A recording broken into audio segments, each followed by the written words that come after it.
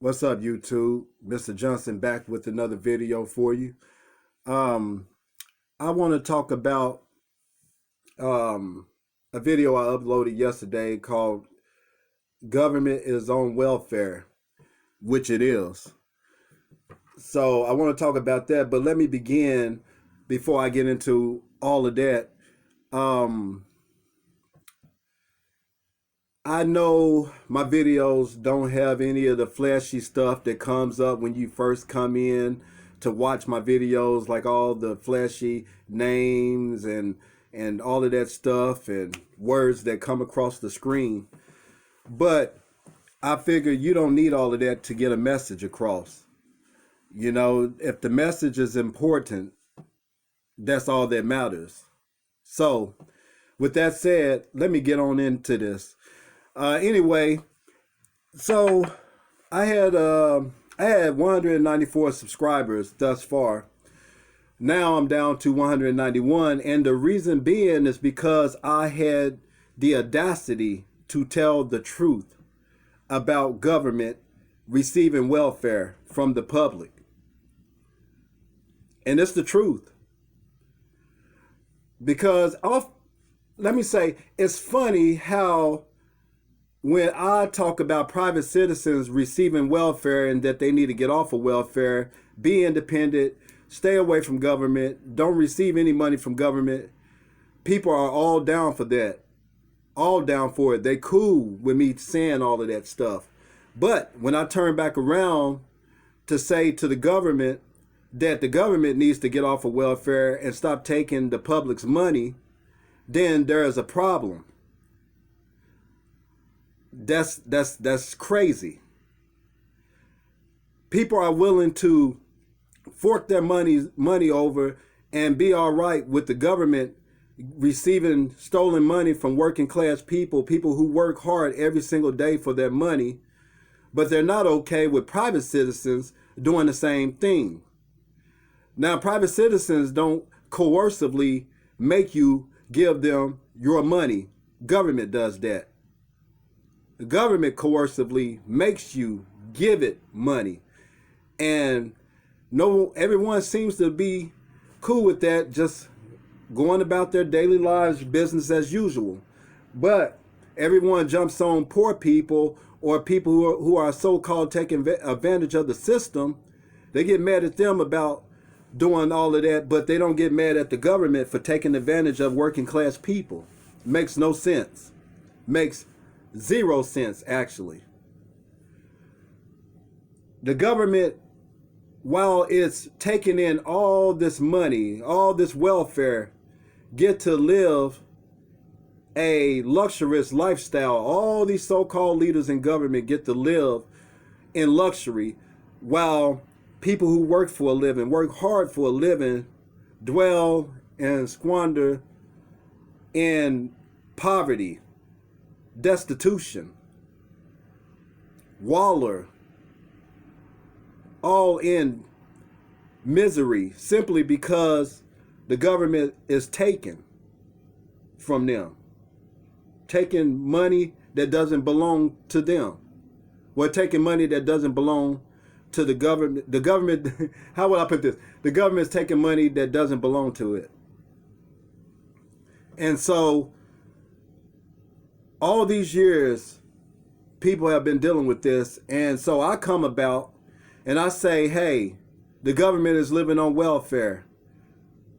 That the president is staying in public housing, just like all the presidents before him. Now people want to unsubscribe and get mad at me. Just unbelievable. Utterly amazing that this is where we are right now, where people just getting mad because now I'm attacking the system in which they live. I'm attacking the government for taking money that doesn't belong to it. Another thing I want to bring up, and I'm going to digress a little bit, another thing I'm going to bring up is the fact that every time I upload a video on racial unity, sticking together, coming together to overcome the elite class, to battle the elite class, by just not participating in the system, I get less views for that type of thing, for bringing such things up, than I do for other videos, which I'm not saying my other videos are not important. They are. But I get less views for telling people, hey, we need racial unity, stop racial hatred, stop engaging in racism. Yet, I get less views for that. I get less views for that. It makes no sense. None of it makes any sense. But again, I want to get back to this welfare thing, this government being on welfare. They tax people throughout the year, just taking money straight out of their paychecks. And then they tax people at the end of the year, making even more money, just to fork some of it over to, well, most of it over to private bankers, and to fund unjust wars that are killing people all over the world, especially in these eastern countries. And people are voting for this kind of stuff to go on, voting for new masters to come in, to tell them what to do, boss them around, take their money. That's what people are voting for. Then people who are voting are not asking the people who are running for public office. They're not asking them vital questions like, are you going to put an end to the Federal Reserve System? Are you going to stop unjust child support? Are you going to get rid of the IRS? You see, they're not asking these important questions. Because look, if a candidate is willing to get rid of those entities, just maybe it would make sense to vote. And just maybe I would get involved in the voting process. But I know it doesn't work out that way. And I know that the votes don't count, because every time elections come up, the popular vote, if put against the electoral college process, loses every single time. The electoral college votes are what count, not the popular. And the popular is the people, which should tell you something. But for some reason, people continue to vote.